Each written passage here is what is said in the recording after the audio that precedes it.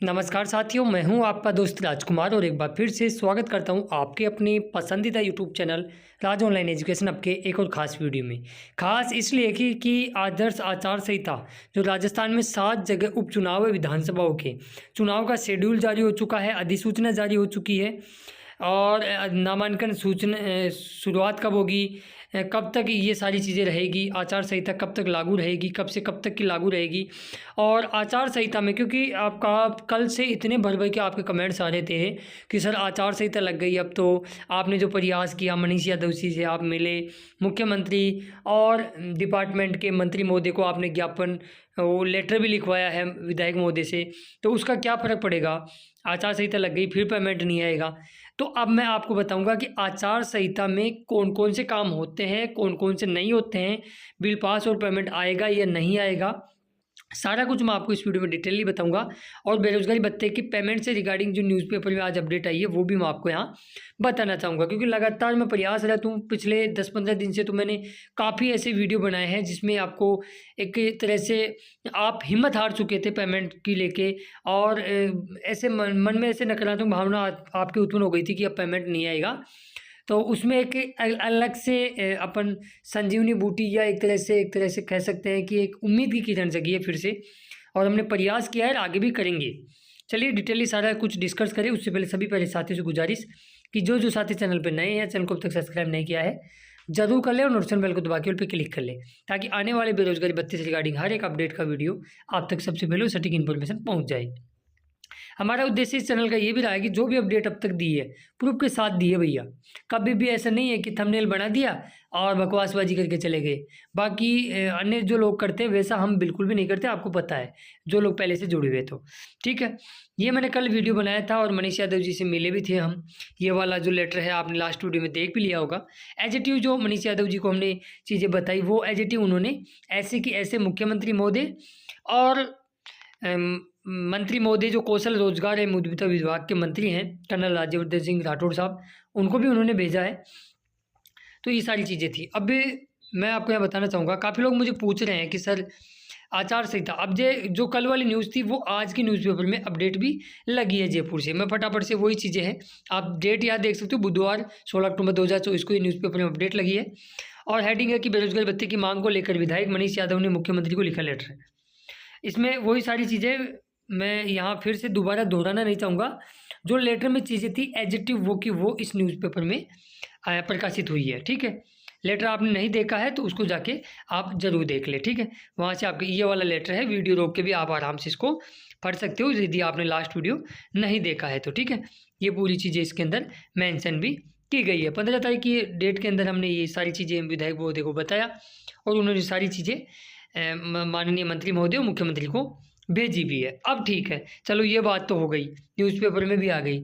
अब कुछ लोग बोलेंगे कि सर आदर्श आचार संहिता लगने वाली है। अब कुछ लोग बोलेंगे कि भजनलाल जी कहाँ हैं, मैं उसका भी प्रूफ दूंगा कि भजनलाल जी कहाँ हैं। ठीक है, काफ़ी लोग पूछ रहे थे कि उपचुनाव की वजह से आचार संहिता लगेगी तो अब क्या होगा। ठीक है भैया, उसका भी बता देते हैं। भैया मैं 5 साल से, पिछले 5 साल से मैं इस फील्ड में जुड़ा हुआ हूँ और कई आदर्श आचार संहिताएँ हमने देखी है। उपचुनाव की भी देखी है, लोकसभा की भी देखी है, विधानसभाओं की भी देखी है। पहले तो मैं फटाफट से शेड्यूल बता देता हूँ। अधिसूचना 18 अक्टूबर को लगने वाली है, यानी अधिसूचना जारी होते ही आचार संहिता लागू हो जाती है। पहली चीज़ तो ये, नामांकन की शुरुआत भी उसी दिन से मानी जाती है। नामांकन आखिरी की तारीख 25 अक्टूबर है और सारा कुछ 13 नवंबर को मतदान हो जाएगा और 23 नवंबर को वोट भी मतलब रिजल्ट भी आ जाएगा। ये सारी चीज़ें हैं, आपको मतलब नहीं और डेटों से। ठीक है, तो कुल मिला के 18 से लेकर 13 नवंबर तक आचार संहिता रहने वाली है। अब ये 7 विधानसभाओं में उपचुनाव होने, साथियों हमने बहुत उपचुनाव भी देखे हैं कई बार। अब आचार संहिता में क्या होता है क्या नहीं होता, फटाफट से वो देख लीजिएगा आप। आचार संहिता में नए फॉर्मों की स्वीकृति नहीं होती है, पहली बात तो ये। ठीक है, नए फॉर्म अप्रूवल नहीं किए जा सकते।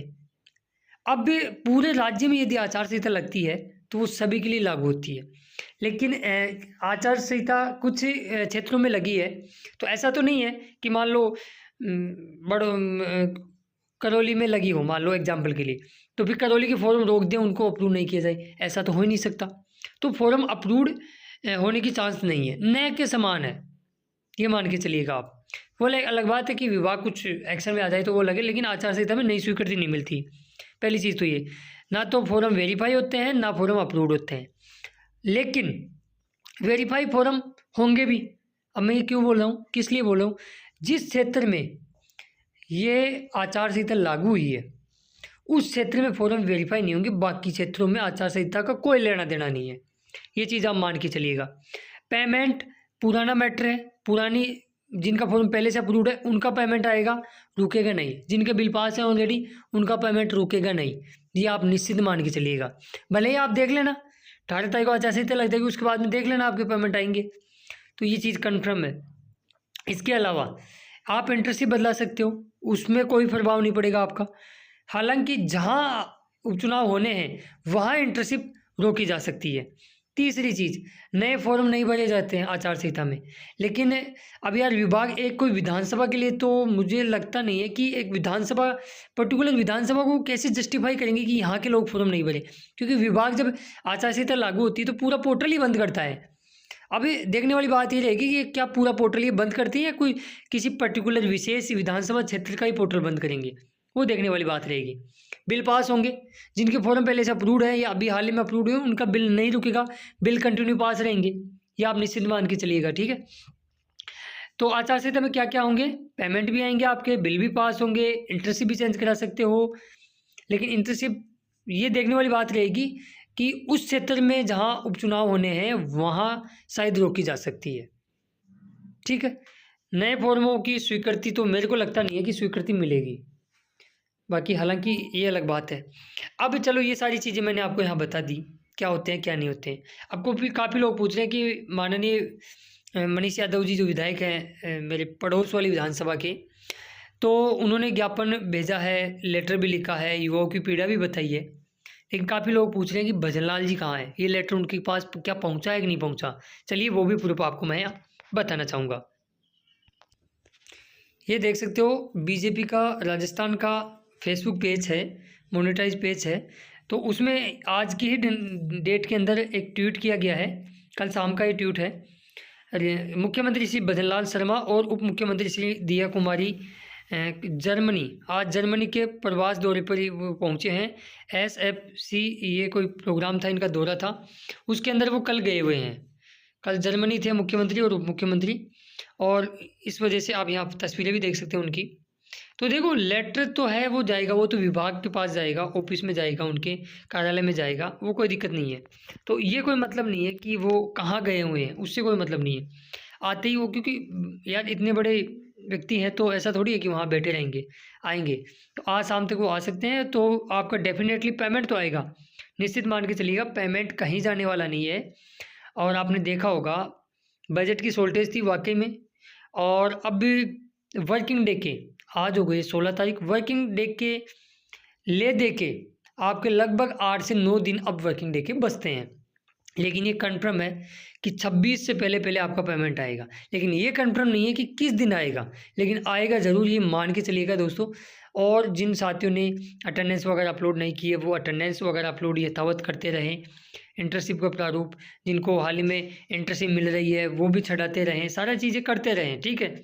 बाकी कुछ बिल पास और हुए हैं, कुछ इंपॉर्टेंट चीज़ें और हैं जिनको मैं अलग से डेडिकेट वीडियो हो सकता है शाम तक या कल मॉर्निंग में आपको वो सारी चीज़ें बता दूंगा अलग से वीडियो बना के।